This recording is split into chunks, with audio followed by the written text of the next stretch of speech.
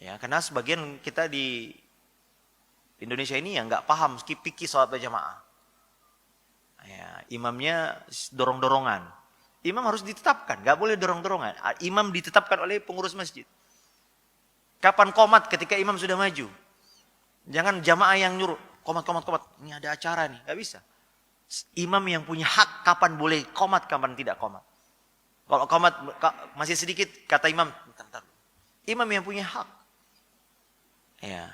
Kemudian Nabi SAW menyuruh kita di masjid khusyuk. Jangan ada, kata Nabi, jangan ganggu saudaramu dengan bacaan Quran.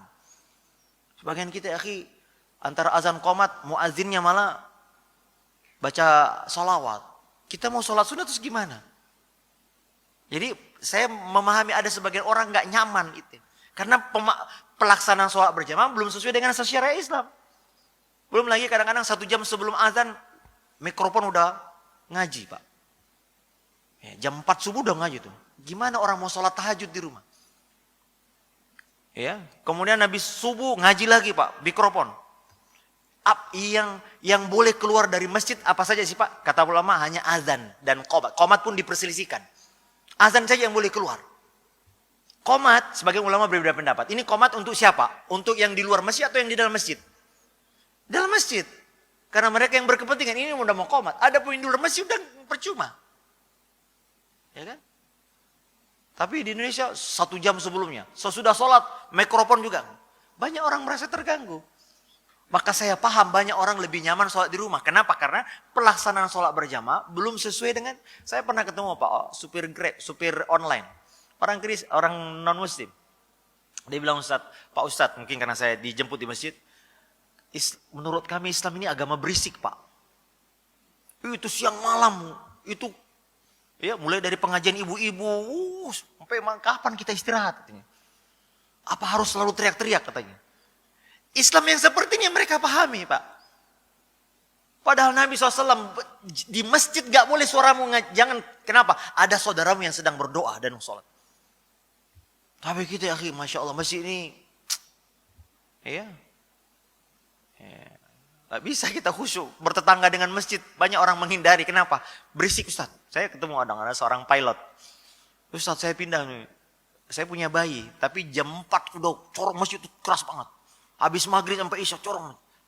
20 menit, 30 menit sebelum azan udah ngaji, keras banget. Kita kalau ada tamu gak bisa ngapa-ngapain. Istrinya komplain ke pengurus masjid, Pak, tolong dikecilin, Pak. Bapak, ibu ini Islam atau setan katanya. Suara ngaji kok gini. Ya gimana, orang mendengar Quran kan ada saatnya. Tidak setiap orang harus diperdengarkan Quran. Maka berusahalah kita melaksanakan sholat berjamaah dengan baik, Pak. Saya di masjid dekat rumah saya pernah dijemput oleh salah satu supir yang ya belum ngaji gitu. Tapi dia bilang, Ustaz, saya setiap sholat di masjid Ustaz dekat rumah itu kayaknya lebih tenang. Lebih khusyuk. Kenapa? Orang habis sholat, habis azan, tenang. Semuanya sibuk berdoa masing-masing. Gak ada yang ngobrol. Terus sholatnya rapat, nyaman. Bacaan imamnya, Masya Allah, kayak Ustaz kita tadi, enak, nikmat. Gak terlalu lama, juga gak terlalu cepat. Nah yang begini, itu fitrahnya orang awam nih. Orang awam dia, Pak, supir. Nah ini ada orang sholatnya cepat, Pak. Kadang-kadang kita, Pak, sholat berjamaah cepat, tapi zikirnya lama. Doanya panjang. Ini salah kaprah. Harusnya ketika sholatlah kita sungguh-sungguh berdoa. Adapun selesai sholat ya silakan ya, ada yang mau mungkin punya hajat mau pulang.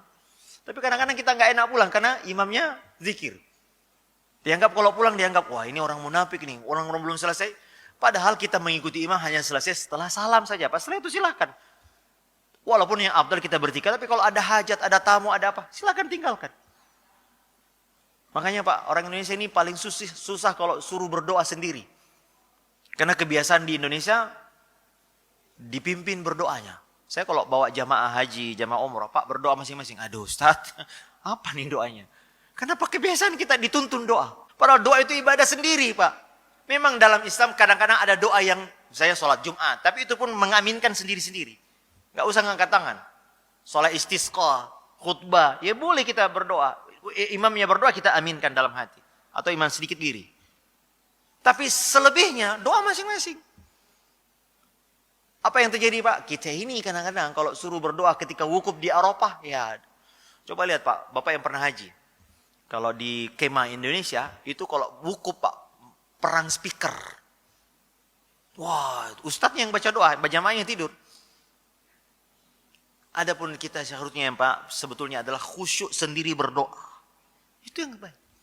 Maka banyak orang awam Pak ketika masuk masjid, ngeper masuk, ini apaan? Tapi lihat fitrahnya orang ini Pak, orang kayak ada tatonya. Masuk, kok kayaknya lebih enak ya sholat itu. Kalau dia jemput saya itu senang sholat ini. Masjidnya bersih, tenang, nggak ada suara, anak-anaknya kita juga rapikan. Ini buat orang ini. Tapi kalau orang yang nggak tahu agama masuk masjid, ini suara berisik, ini orang ini, ya jelas Pak. Saya lebih nyaman di rumah, saya paham. Tapi itu juga keliru. Berusahalah sholat berjamaah, karena sholat jamaah pendapat yang kuat wajib hukumnya. Ada yang mengatakan sunnah muakkad, tapi pendapat yang kuat menurut kami adalah wajib hukumnya. Berdosa Anda kalau sholat di rumah nggak ada uzur. Nah, namun jadi satu sisi saya paham Pak, banyak orang nggak lebih nyaman, tapi satu sisi juga banyak pelaksanaan sholat berjamaah yang tidak sesuai dengan. Antara azan qomat cepat Pak. Dia azan, dia manggil kita, dia yang ninggalin kita Pak. Ya kan? Oh iya Allah sholat kan dimanggil itu. Kita datang ya udah Al-Fatihah. Ya beri, kata Nabi beri kesempatan orang mandi. Alhamdulillah di masjid kita ini berapa menit Ustaz? Antara azan qomat untuk subuh. 20 menit, Masya Allah Pak. Apalagi yang tinggal di atas. Ya. Masya Allah enak, nikmat. Kita datang udah selesai. Jadi orang malas sholat berjamaah. Mungkin ada orang yang punya toko, harus tutup dulu, ini dulu, baru kemudian. Kan yang memanggil kita soalnya azan Pak. Itu kan suara panggil. Kasih waktu orang mungkin tutup toko dulu, berwudu dulu, jalan kaki dulu. Kira-kira 15 menit, udah baru kita qomat. Tapi azan qomat, dia sholat sunnah sendiri, langsung qomat sendiri. Ya pantas Pak. Maka DKM ini perlu dibimbing Pak, agar pelaksanaan sholat, pelaksanaan ta'lim, suara yang keluar masjid Pak, ini seharusnya diatur Pak. Dan ini harus pemerintah memang. Kalau di masing-masing, aduh. Ya. Kapan orang istirahat? Yang boleh keluar adalah azan saja Pak. Adapun suara khutbah, suara ceramah, ngapain keluar? Suara murattal, ngapain keluar? Murattal pun untuk siapa ya? Untuk yang ngaji aja. Itu pun kalau di masjid suara kedengaran telinga Pak. Karena ada orang yang lain juga sedang berdoa. Ini jemaah.